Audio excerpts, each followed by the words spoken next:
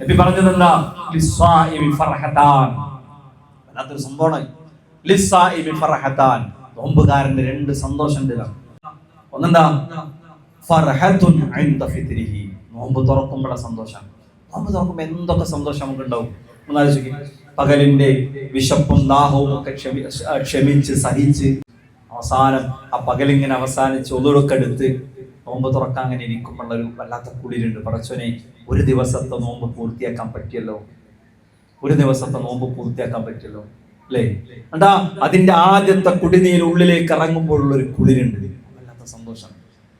ഫർഹത്തുൻ ഇൻദ ഫിത്രിഹി, നോമ്പ് തുറക്കുമ്പോഴുള്ള സന്തോഷം. രണ്ടാമത്തെ എന്തറിയോ?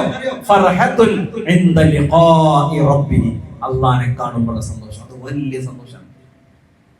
ഒരു നോമ്പുകാരനായി നാളെ റബ്ബിനെ കണ്ടുമുട്ടുമ്പോഴുള്ള സന്തോഷം, അത് നമുക്ക് കിട്ടണമെങ്കിൽ മനസ്സറിഞ്ഞ് പരിശുദ്ധ റമദാനിനെ നമ്മൾ വരവേൽക്കണം.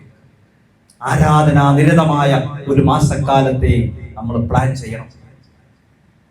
അതിനുവേണ്ടി നമ്മുടെ വീടും നമ്മുടെ സാഹചര്യങ്ങളും നമ്മുടെ ജോലിയും നമ്മുടെ വരുമാന മാർഗങ്ങളും എല്ലാം ഒന്ന് ക്രമീകരിച്ച് ആ നിലക്ക് മുന്നോട്ട് കൊണ്ടുപോകാൻ നമ്മൾ ഓരോരുത്തരും പരിശ്രമിക്കേണ്ടതുണ്ട്. നോമ്പും അല്ലാത്ത ദിവസവും തമ്മിൽ ചെറിയ വ്യത്യാസങ്ങളുണ്ട്. ആ വ്യത്യാസം നമ്മൾ പാലിച്ചു പോകണം. റുബ്ബ സ്വാഇമിൻ, എത്ര നോമ്പുകാരാണ് ലൈസ ലഹു ബിസിയാമിഹി ഇല്ലൽ ജൂഇ വൽ അത്ഷ്, അവർക്ക് അവരുടെ നോമ്പ് കിട്ടിയത് എന്താണെന്നറിയോ? വിശപ്പും ദാഹവും മാത്രമാണ്. വറുബ്ബ ഖായിമിൻ ലൈസ ലഹു ബിഖിയാമിഹി ഇല്ലൽ സഹർ, എത്ര രാത്രി നമസ്കാരക്കാർക്കാണ് അവർക്ക് അവരുടെ രാത്രി നമസ്കാരം കൊണ്ട് കിട്ടിയത് എന്താണെന്നറിയോ? ഉറക്കൊഴിവായിരുന്നത് മാത്രം, വേറൊരു ഗുണം കിട്ടില്ല. അത് ഭയങ്കര ദൗർഭാഗ്യമാണ്. ഏറ്റവും വലിയ ദൗർഭാഗ്യവാന്മാരാണ് ആ കൂട്ടത്തിൽ നമ്മൾ പെടരുത്.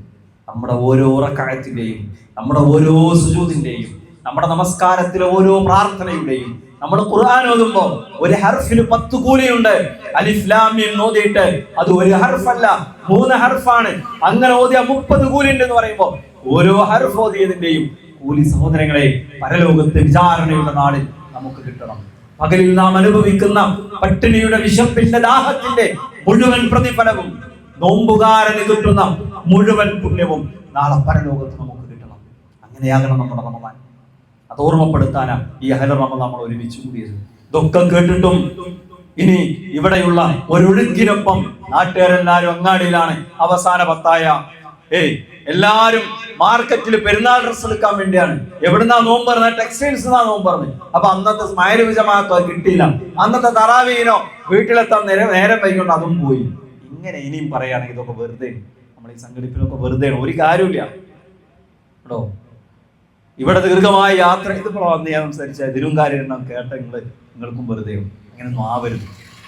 അവിടെ നമ്മൾ മാതൃകയാകുക. ആളുകൾ പലതും ചെയ്യട്ടെ, എല്ലാവരോടും മാറണമെന്ന് പറയാം, പരിഗണിക്കണം എന്ന് പറയാം. പക്ഷേ നമ്മൾ ഇത് ഉപയോഗപ്പെടുത്തുമെന്ന ഉറച്ച പ്രതിജ്ഞയോടുകൂടിയാണ് ഇവിടെ നിന്ന് നമ്മൾ പിരിഞ്ഞു പോകേണ്ടത് എന്നാണ് ആവർത്തിച്ച് ഓർമ്മപ്പെടുത്താനുള്ളത്.